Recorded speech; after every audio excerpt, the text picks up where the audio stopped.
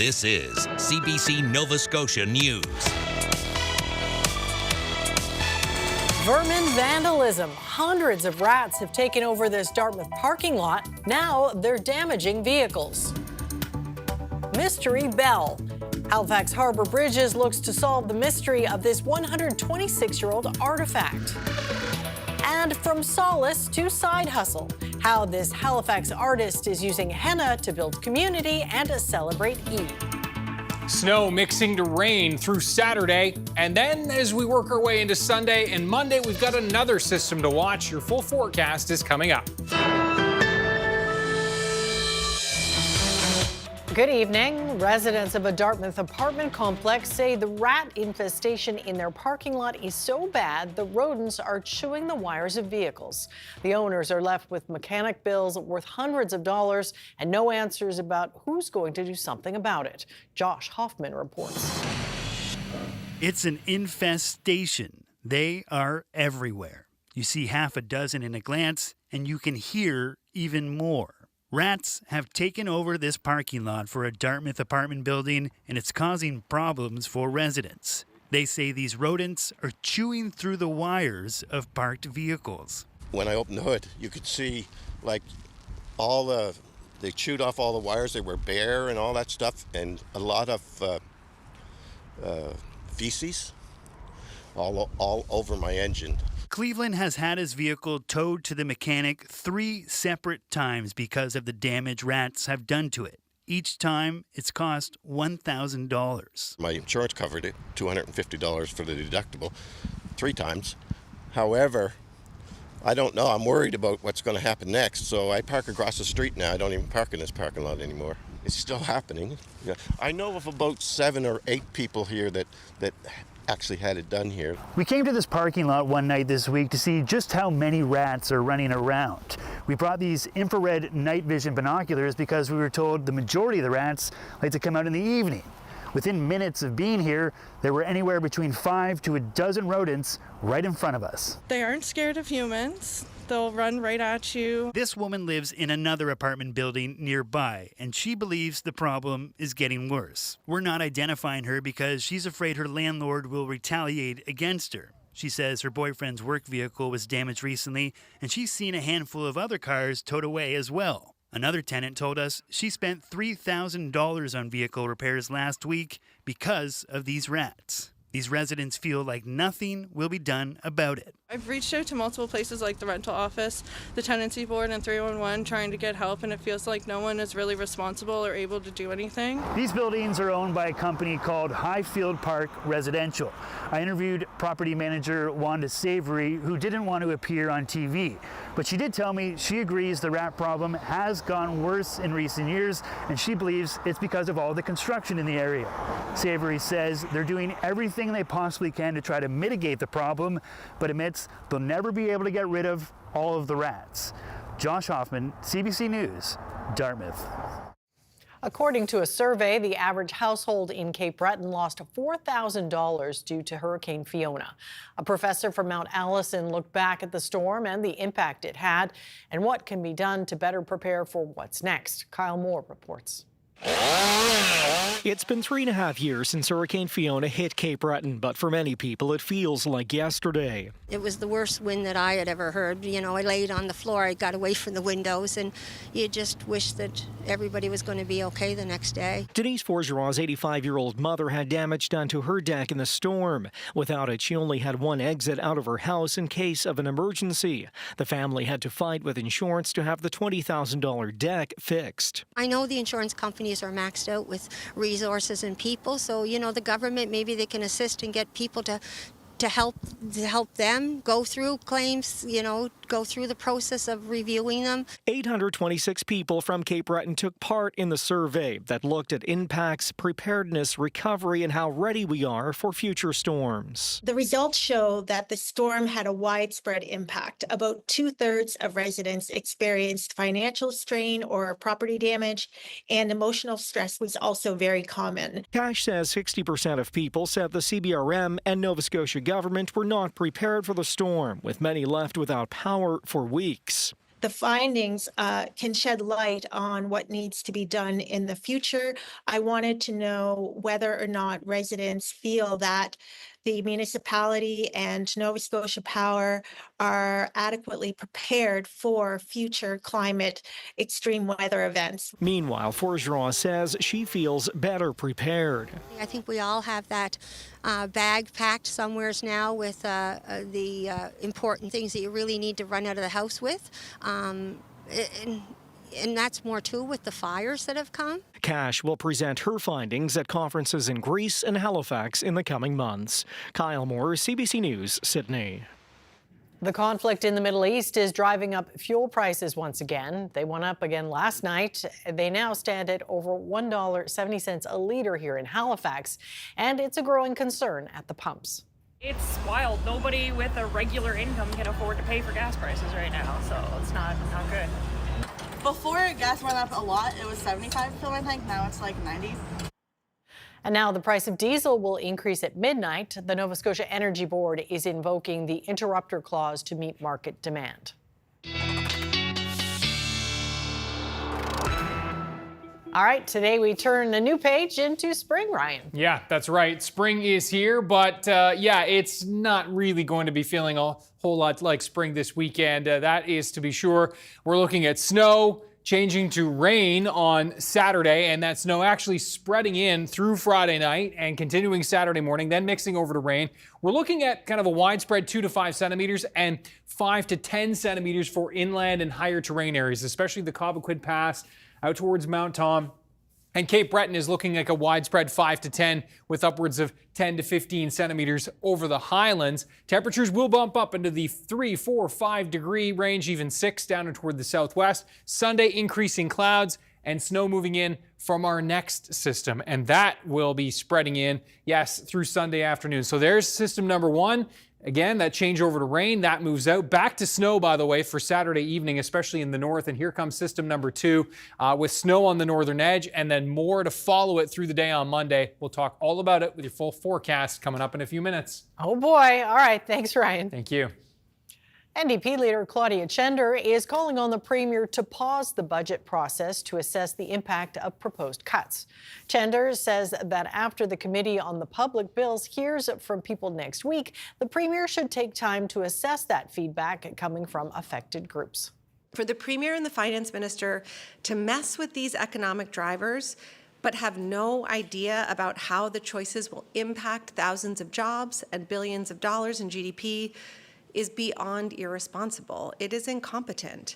If the Premier is going to threaten Nova Scotians' livelihoods, he has to be able to explain his choices. Last week, Premier Tim Houston and Finance Minister John Lohr both avoided answering direct questions about whether an economic analysis was performed on the impacts of the cuts to the arts and culture sector in the budget.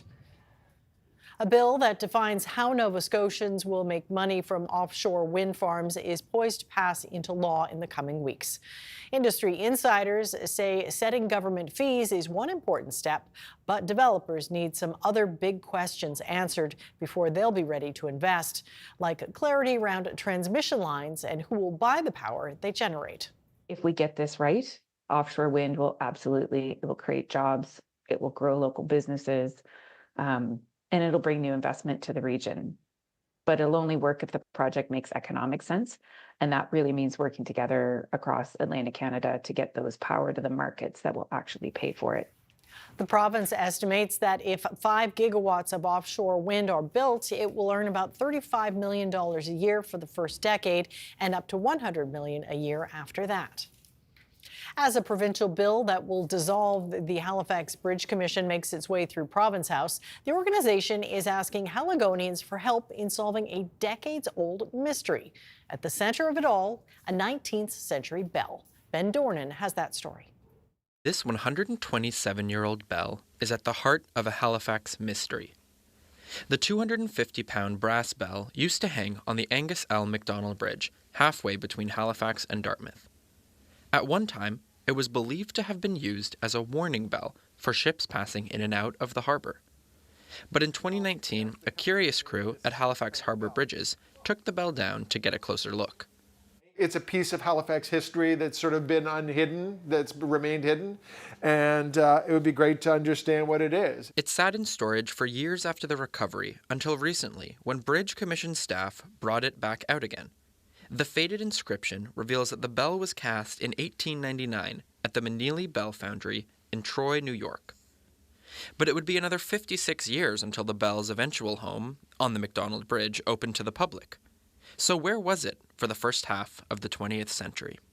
There's no bridge records that I've been able to find where it says that the bridge bought these. I mean, it didn't obviously just show up there. We put it there, but we don't know. That's sort of the lost history, and we're trying to figure out from the time of manufacture to the time that it was put on the actual bridge. If the bell arrived in Halifax from New York around the turn of the century, it may have survived the blast from the Halifax explosion in 1917. There are lots of potential connections to the Halifax explosion. The churches that was destroyed and rebuilt in 1920, they had a new bell cast. It was a Meneely bell. So there's lots of connections, and you look at the date, 1899. 20 years less, or more or less, than the actual explosion. Can envision it sitting in a church for that period of time, but we don't know. Along with those churches, any records that might help solve this mystery were likely destroyed in the explosion. Proctor wonders if someone out there knows more about the missing history of this Halifax artifact. He's out of answers for now, but he hopes that seeing it, for someone, might just ring a bell. Ben Dornan, CBC News, Dartmouth. Well, today isn't just the first day of spring, it's also Eid, the Muslim festival to mark the end of Ramadan, the month of fasting. It's a day when the faithful want to look their best, and for some women, they get henna art on their hands. There's a young Halifax woman who's originally from Bangladesh, and being a henna artist has been a way for her to build her community. CBC's Elizabeth Chu introduces us to Sabrina Mitila. I like doing creativity with it, like making different designs. It relaxes me and calms me down. Also, I really like the smell of it. It's very natural. My name is Sabrina Mitila. I'm from Bangladesh, and here in Halifax, I invite people to my home so that they can get their henna done. It started back in university. I used to volunteer at different events. I used to do henna for them, and that's when I got the idea of turning it into a business. It is popular, but not as popular as back in Bangladesh, but people here do get it mostly for Eid actually. Because you want to feel special. It's like one day where you wear new clothes, you want to look pretty, you want to meet new people. I think it adds beautification to their hand. They like the stain in their hand, and then, I mean, it looks nice, and when you wear jewelry with the stain, it looks very pretty. It's like how we have been seeing people doing it, so we just follow the tradition, and people like enjoying one day for yourself and for the community. It brings people together. Like there was time when I came and then I didn't know anyone. I was like doing Ramadan by myself. I was doing Eid by myself. And then I would never take off from work, because even on Eid day, I would not take off, because I'm like, okay, what am I supposed to do? Be home and do what? Like nothing. So may as well just work. So yeah, I used to put henna by myself, call home, talk to my parents, and then call it a day. Things have changed for you so much. It's actually because of my friends. I'm really happy that they're here. I'm gonna get emotional, but yeah. I'm just happy that I have friends here and I can celebrate. I always try to fit people in. It's just they always want to get henna done 2 days before Eid. So it's hard to accommodate that with a full-time job. But it's just I try to create rooms as much as possible, even if that means putting henna from morning to night. There were days when I had to do that, because I just want people to have henna on their hand, to feel like the Eid and Ramadan, everything is complete. Because when you're away from home and you don't have people in the Halifax, or if you are alone, so it's hard to feel the vibe. That's what we all miss, because we don't get that vibe like, oh, it's Eid, but I'm not feeling like it's Eid. So when you put on henna, it just gives you that feeling that, oh, it is Eid actually. So yeah, I love that.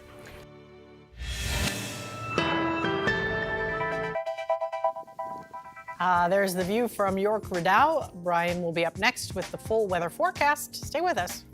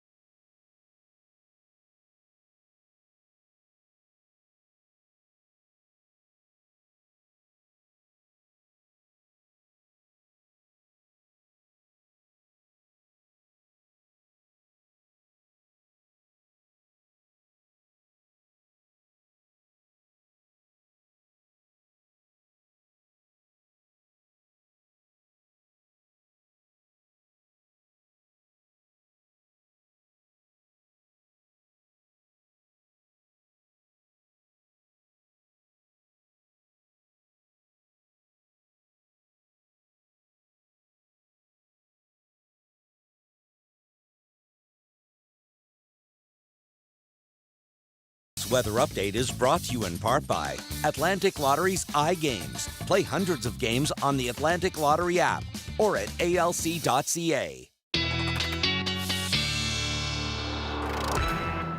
And Ryan is back with his full weather forecast. Okay. I was just going to say, you notice the spring sting is now on for the weather graphics. We talked about it. Should we change it?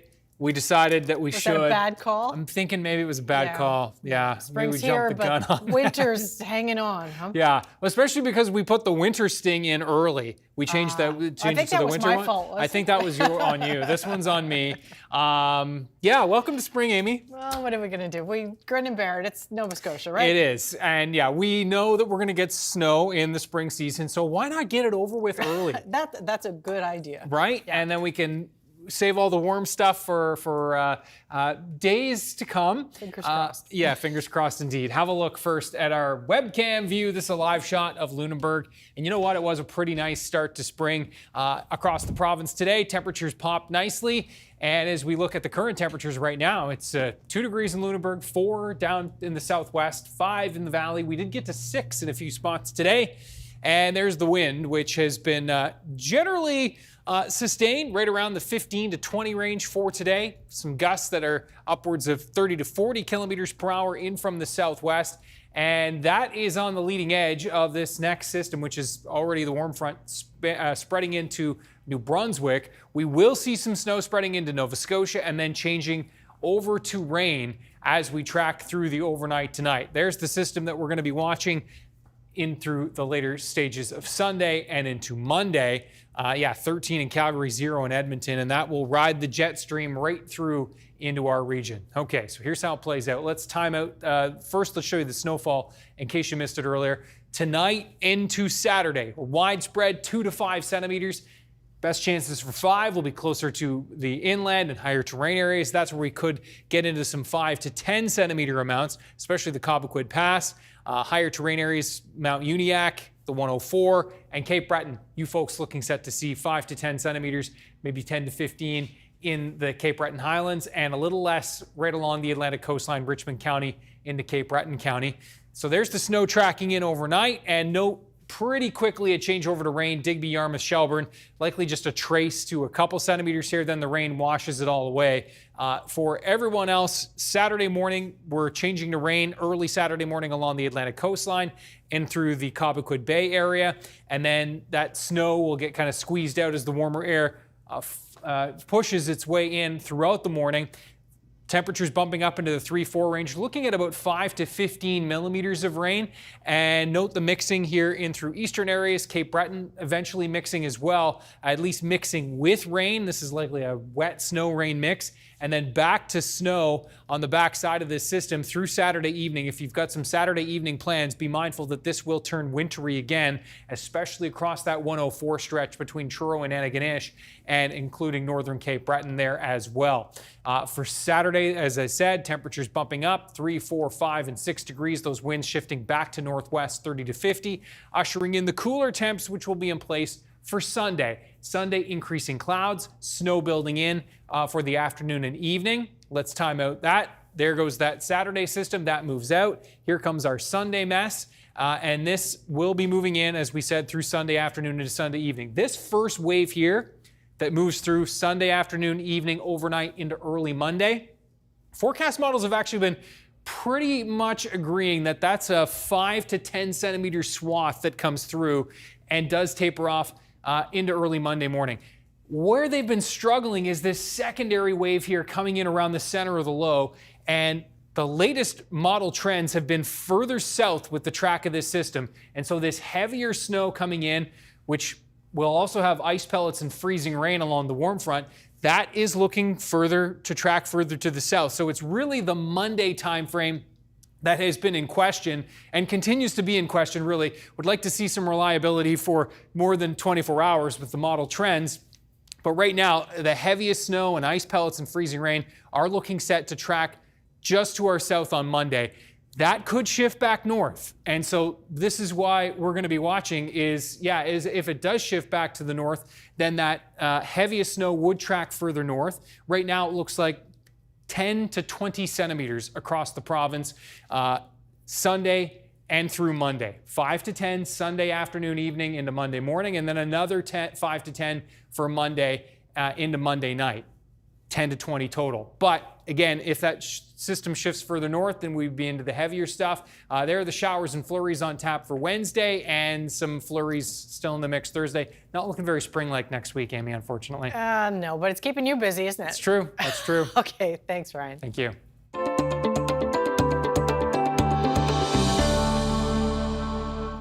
What started as a sports trip gone wrong turned into an inspirational moment for the St. John's Caps. The team arrived in Nova Scotia for a tournament, but several players were missing their gear. That's when Sidney Crosby's hometown came to the rescue. The CBC's Zach Gowdy reports. It was panic. It was, what are we going to do? to play hockey, you need a minimum of 10 skaters, and I had 5 kids without gear.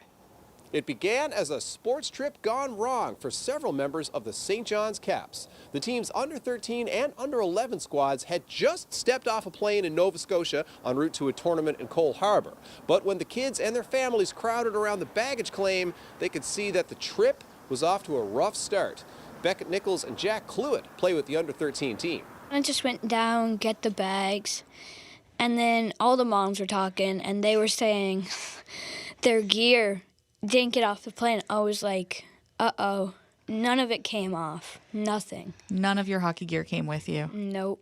Jack, what did you think at that time? I was pretty nervous because I seen a few bags come off before the flight. So I was hoping mine came on, and it didn't. I only got my luggages. In all, 5 Caps players were stuck without their hockey gear and the tournament about to begin. But Cole Harbour is Sidney Crosby's hometown, and to people there, hockey is more than a game.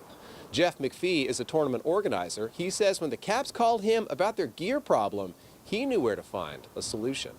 We put out a post on Facebook, and within hours we had probably 30, 40 people showing up here at our home rink, dropping off gear, everything from, old skates that their kids had outgrown to shin pads, hockey pants, helmets, you name it. We were able to utilize our hospitality suite here at the rink and, really kind of create a mini sports store, if you will. We even had empty hockey bags because, you just can't carry all that stuff around in your arms kind of idea. So make sure everybody was taken care of. For Beckett Nichols, Jack Cluett, and the whole Caps team, it was a huge relief and a touching gesture from one hockey community to another.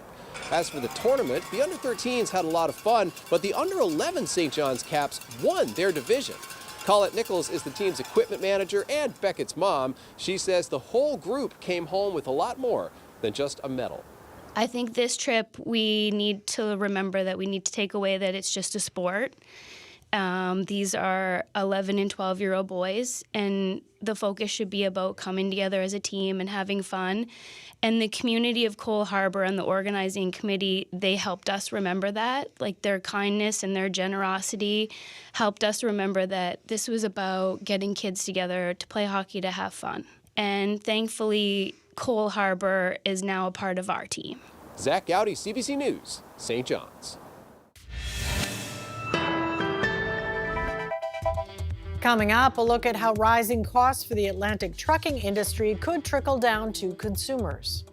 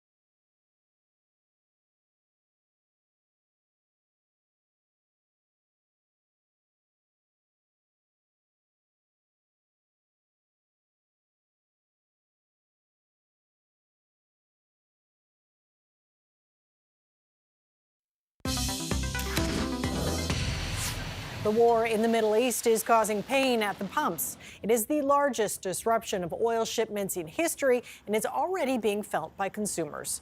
For more on this, we're joined by Chris McKee, Executive Director of the Atlantic Trucking Association. So just to put things in perspective, how much did it cost to fill one of your trucks 2 months ago compared to now? Well, the average tractor trailer holds about 1,200 or up to 1,200 liters of diesel fuel each fill up. So, if you look at the price of a diesel a few months back, it's significantly higher now, obviously, than it was just even a few weeks back. So, again, this really has some major impacts on our carrier members, and this volatility really makes it hard to manage operational cost. Trucking relies heavily on diesel, and it's our second largest operating expense after people.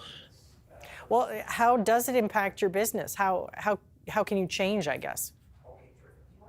Well, unfortunately, when we see these volatility in fuel prices and these spikes like we're seeing now, we're no stranger to this volatility in this industry. So we have a mechanism in place called the fuel surcharge, which it's adjusted accordingly to the base price of fuel. So unfortunately, oftentimes these added costs are passed down along the supply chain to the shipper, the customer, our customers, and of course, inevitably that often ends up impacting the consumer, you and I, at the grocery store and at the hardware store. And when do you think that will be felt? Has it happened already? I'm not an economist. I really can't say, but definitely, we see the difference in these spikes immediately. So, our operating costs go up immediately. So, yeah, absolutely. I'm sure it's having an impact to this point already. Given this is stemming from a conflict on the other side of the world, is there anything anyone here in Canada can actually do about it? Again, I don't think that's really my place to pontificate on what should be done. I think I can really speak to just the impact it is having on our supply chain. Trucks touch about 85 to 90% of all of the goods that we use in this region. So we are the backbone of the Atlantic Canadian economy. So again, when we see these price fluctuations and this volatility, it automatically puts pressure on our operating costs. We are an industry that operates on very, very slim profit margins as it is. So, we have smaller carriers as well who may experience cash flow issues when we see the price of fuel peaking like it is right now. So, hopefully we can come to a quick resolution to this, I would say, crisis in fuel pricing right now. Well, does history tell us anything about how quickly gas prices could snap back or retract if this war ends relatively soon? I really don't know. I think it's a wait and see approach. Obviously, it's as the price of oil per barrel starts to decline again. Hopefully, we will start to see that relief at the pump in short order. What about but the again, gas? it's anybody's best guess. Right. Yeah. Well, what about the gas tax? If there was a reduction in that, would that be a helpful step, or do you even see something like that happening? We don't really see that happening. I mean, we did receive relief. The most recent relief was the removal of the carbon component of tax on our fuels. So definitely something that would be great, but it's not something we're seriously considering or lobbying government for actively at this point. Well, switching gears a little bit, on Wednesday, the Premier of New Brunswick said they plan to put a toll on the highway in Allac in 2028. I'm just curious what that would mean for your industry. Well, again, it's more cost pressure on operating a truck and getting a truck down the highway.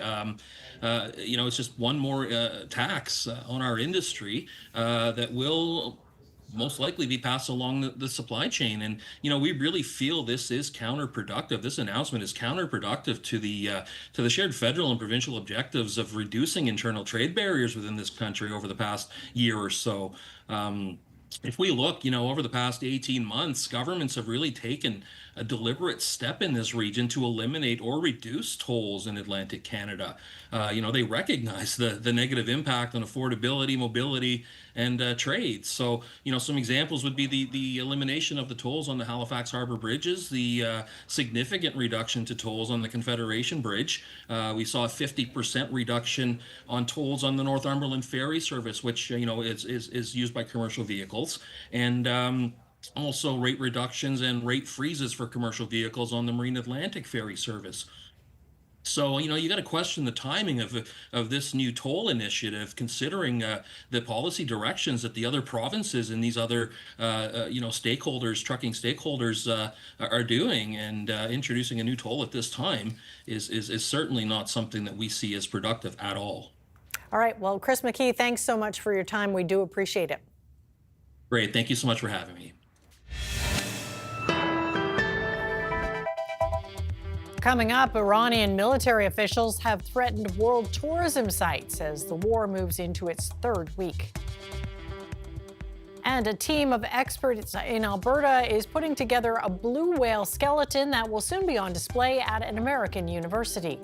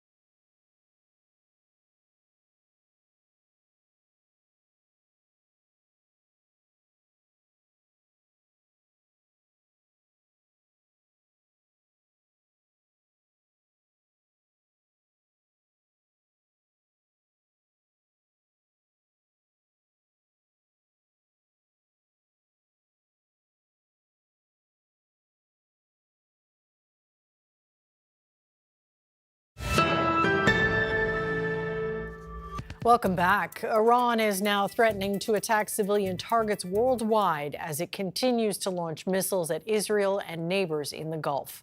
Meanwhile, Israel has kept up its attacks on Iranian targets, and the U.S. is sending more Marines to the region. The fighting is overshadowing what is normally a time of celebration. Katie Simpson reports from Doha. Iran is threatening civilian targets all over the world as it tries to project an image of strength.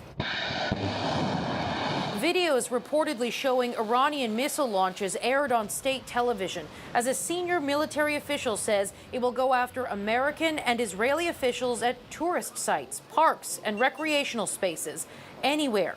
Another military official says Iran is still building missiles and has no problem stockpiling weapons.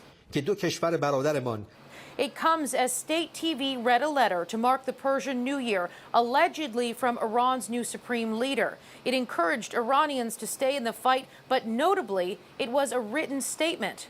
The new supreme leader has not been seen in public since reports he was severely injured and possibly disfigured, leading to intense speculation about his condition and his whereabouts. Both the U.S. and Israel say new airstrikes have been carried out, hitting targets across Iran.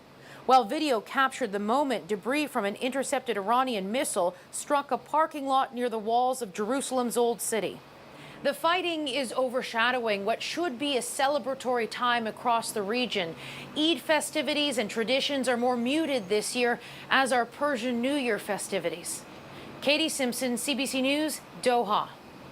The Cuban government has declared that neither the country's political system nor its president's term in office are negotiable. That announcement is in response to reports that Washington wants to remove the Cuban president. Cuba confirmed last week it was in talks with the U.S. about the oil blockade imposed by Donald Trump. With a look at the blockade's impact, Jorge Barrera reports from Havana. This place used to bustle with tourists lining up just to get a ride in some of these beautiful old classic cars through the heart of historic Havana. But the taxi drivers who drive these vehicles told me that the tourists just aren't here, that the tourism as a whole has completely collapsed because of the now 3-month-old oil embargo imposed by U.S. President Donald Trump that has had a devastating effect on life here in Cuba. It has affected everything from the price of food, where we went to a market today and we're told that everything from rice to cooking oil to onions, that price has all skyrocketed, making life that much more difficult in a country that was already struggling. Now, these taxi drivers here were allotted several hundred liters a day to drive tourists around. Now, they're only getting 20 liters a day. And most of the people who are driving around are getting gasoline on the black market, where gas before the oil embargo went for about $1.30 a liter. Now it goes for up to $10 a liter. And on top of that, you have these rolling blackouts where there's basically electricity rationing. We're told that depending on the neighborhood, people get only 2 hours of electricity a day. And when they get the power, that's when they have to cook. And they can't store meats. They can't store the chicken. They have to buy on that day what they are going to eat because they can't rely on electricity to keep their their fridges going. But despite everything that the people we spoke to are facing, they say, we've lived through hardship before and we will continue to adapt. But when you ask, what do you think the future holds? They say, we really don't know. We're focused on just getting through the day. Jorge Barrera, CBC News, Havana, Cuba. A new Republican-sponsored bill taking aim at Canada's so-called Netflix tax is now being considered by the U.S. Congress. The proposed legislation is targeting Canada's Online Streaming Act. Willie Lowry has the details from Washington. The bill introduced by Republican Representative Lloyd Smucker is targeting Canada's Online Streaming Act, which calls on these large streaming services to provide a portion of their revenues to fund Canadian content. Now, Smucker says that gives Canadian companies an unfair advantage. In a statement, he said Canada's unfair policies stack the deck against U.S. companies, creators, and workers. This bill would protect American creators and companies while permitting mutually beneficial competition and innovation. Now, at its core, this bill calls on the U.S. Trade Representative's office to launch a Section 301 investigation. That's the unfair trade practices law, and that could lead to more tariffs on Canadian products. The Trump administration has been using Section 301 of the Trade Act of 1974 to levy tariffs against countries, including Canada. This bill, which was introduced in the House, still faces an uphill battle. If it even makes it to the Senate, it would require 60 votes to pass. Remember, Republicans only have 53 seats, meaning they need to find some support among Democrats. The act, which was passed by the Liberals back in 2022 and then received royal assent in 2023, was designed to protect and promote Canadian content. It still hasn't even been fully implemented, as it's being challenged in the courts by a host of foreign streaming giants, including Amazon, Netflix, and Spotify. Other countries, including the United Kingdom, France, and Spain, have introduced similar taxes to ensure that these large streaming platforms contribute to the countries that they profit from. Willie Lowry, CBC News, Washington. Some sad news to share from the world of entertainment. Martial arts icon and action film star Chuck Norris has died. Norris rose to fame after starring alongside Bruce Lee in The Way of the Dragon. The martial artist turned actor made dozens of movies, including Good Guys Wear Black and Lone Wolf McQuade, eventually becoming TV's crime-fighting lawman in Walker, Texas Ranger. Norris's family says he died suddenly Thursday morning. He'd been admitted for a medical emergency in Hawaii earlier this week. Chuck Norris was 86. A fifth estate investigation is looking into the big business behind online extremist content. One platform called Entropy is the brainchild of 3 Canadians. As Joanna Remiliotis learned, it helped a neo-Nazi group spread its deadly influence. A quick scroll on Entropy's homepage reveals a lot, but the platform does more than host dozens of white supremacist voices. It helps them make money. They're making money off of intimidating people. They're making money off of trying to provoke and harass people. It's the Jews! Among those on Entropy, a neo-Nazi group called Goyim Defense League, or GDL. GDL collected donations on Entropy while its members spread hate and attacked people in Nashville in July 2024. One of GDL's flyers was also linked to a school shooting in Nashville a few months later. The group's leader celebrated any potential influence it had on the student who opened fire. Propaganda's so strong over here. Será su cadenita. 16-year-old Jocelyn Diana Correa Escalante was killed that day. Her parents are horrified that there is profit to be made from their pain. Son personas que no se tocan la conciencia, como que no tienen un corazón. Within 2 years of its launch, Entropy's co-founder posted that the platform had processed more than $3 million in transactions.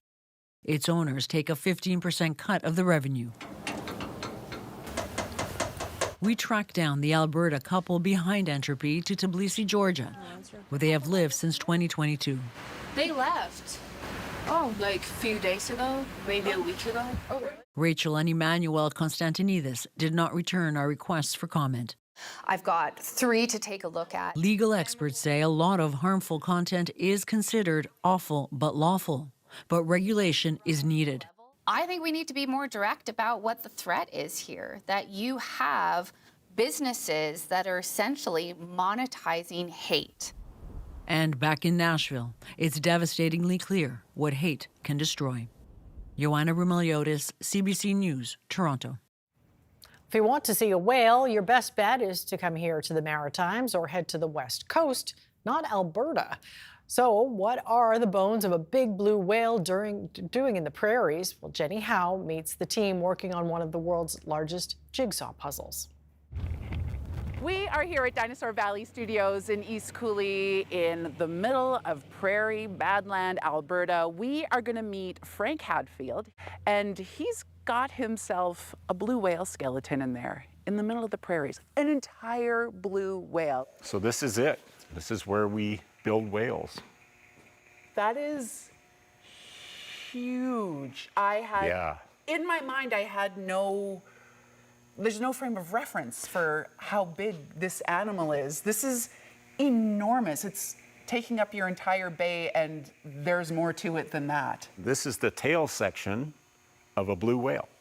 So the story that we learned from Oregon State University and people that recovered it was they supposed that it was struck by a ship. So they sent a team down there to flinch the soft tissue off of the animal, recover the bones, and they brought them back to Newport, put them in these big fishing nets, and then soaked it in Yaquina Bay. And they soaked it there for 3 or 4 years. And we found out about their project and contacted them not long after they put the bones in the bay and said, hey, when you're ready to put it together, give us a call. Maybe we can help. And they did. And we were off to the races. I can tell you the length of the skeleton of this one is exactly 73 feet 3 inches. So we just finished getting the whole length of it articulated together, so we have an official number. Yeah, if we were to put it all together, we would have to open the doors of our shop and have the tail stick out. That's how long it is. We know exactly what all the bones weigh. We weighed each individual element, but it's around 5,500 pounds for all of the bones that are here, right? And then the steel as well, we've calculated that. So we're gonna be around 10,000 pounds when we set this up. But that's just a fraction of what the actual animal weighed when it was alive, right? Like it could have weighed anywhere between 80 to 110 tons. Now this skull, this top part, it's all gray. Yes. What's going on there? So this is the only part of the animal that we had to replicate. That has all been made by us. We carved it on our CNC machine. Okay. So we made a computer model and then carved it to life size like that, like a stack of CT scan sort of similarity where we stack it all together, glued them all together, coated it in a very tough polyurea like truck bed liner. Okay. Sprayed it with that so it's tough. And the gray color is the primer. We're going to paint it to match the color of the other bones. It's thousands of hours of work. 3 years we've been working on this. Once we have all of that designed, then we start the process of welding it all together as we're fitting the bones in place. There's a whole lot of different things that make it worthwhile, and just the sheer coolness of it. Very cool. Well, after that blue whale skeleton is fully reconstructed, it will be sent back to Oregon State University in May. We're back after this.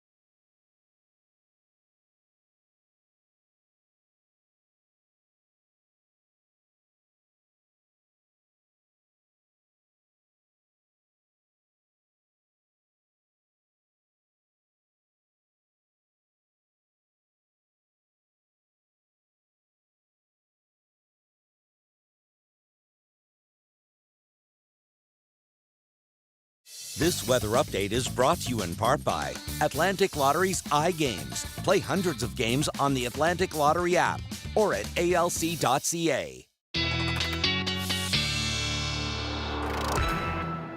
Nicely played by the control room. Putting the winter sting back in case you missed it earlier, we were talking about the weather sting. We had put the spring one in. They fittingly put the winter sting back in. Do you think that will make spring come faster? Maybe that's what we need. Figure it out. Yeah, kind of reboot. Reverse negative. Yeah. Have a look at our viewer picture of the day. This sign of spring today, Brule Point, and this with the ice gone. Wow. And Christina said, big shift here, and that's good in her neck of the woods anyway. The ice is straight. The strait is ice-free, that is. Here's a look at the forecast model for tonight and through Saturday. So generally 2 to 5 centimeters, but 5 to 10 inland and over higher terrain areas. And that is all going to be the snow changing over to rain with 5 to 15 millimeters of rain as those temperatures do bump up. And again, we are going to be watching the rain mix back to snow on the back side of that system as it moves out. There comes the next wave, which moves in Sunday afternoon, Sunday evening into Monday morning. And that secondary wave that's just to the south, that's going to be the million-dollar question. You can see that big bullseye just to the south. Does it just miss? Or do things shift back north again? Stay tuned for updates this weekend. Yeah, I'm voting for stay lower. Yeah, absolutely. Well, the first robin is often considered a sign of spring, but Montreal's Zoo Eco Museum, the public and officials had their hearts set on a bigger animal. When she's active enough on consecutive days, that's when they take the decision to, okay, we'll open up the door that leads to her outdoor living space that's visible to the public here. So that's what we're waiting for today, for that door to open. And they didn't have to wait long for Jeannie the black bear to emerge from hibernation. Spotting her is an annual event at the zoo. Jeannie has been more receptive to humans since the death of her companion. Officials say the animals under their care are not suited to be released into the wild.